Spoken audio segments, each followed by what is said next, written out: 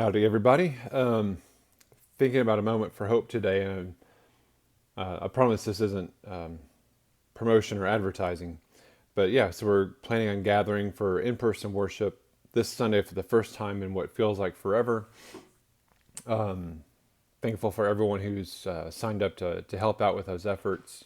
Thankful for those who have registered who are able to come. And thankful for those who know that it's not quite time to step out into that kind of a public place.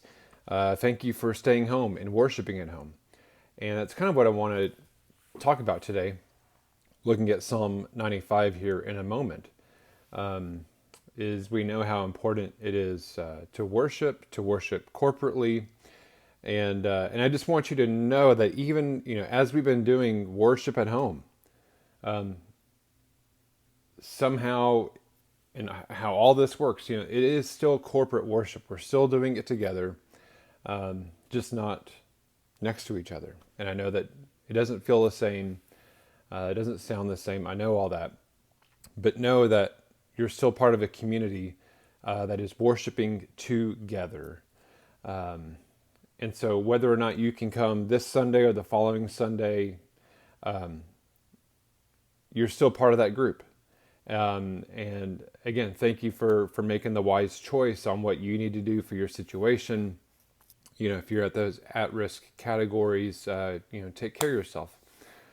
So Psalm 95, a couple of verses from there, it starts out, it says, "O come, let us sing to the Lord. Let us make a joyful noise to the rock of our salvation. Let us come into his presence with thanksgiving.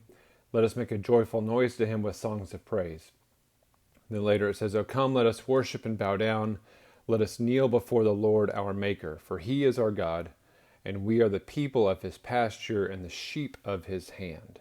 Oh, that today you would listen to his voice." And you think about the audience of, especially the Psalms, and going to the temple was not a weekly activity for everybody. Some people had to make great annual pilgrimages to the temple. So does that mean that they didn't worship all those other weeks and days of the year? Well, of course not. And sometimes we put too much focus on the sanctuary as this is where we go to worship. And we limit ourselves as this is the place and the 1 hour a week that we worship, and it's that physical location. And that's not the biblical example. It's not the example of the early church who, yes, went to the temple, but then were also doing this stuff in their homes every day of the week, and their numbers were growing and growing. It wasn't once a week, hey, come to the temple with me and see what this is going on. They were doing this every day. And so my hope for all of us is that we've found ways that we can worship and praise God every day, that we will continue to do so, whether or not you're there on Sunday in person or you're worshiping at home.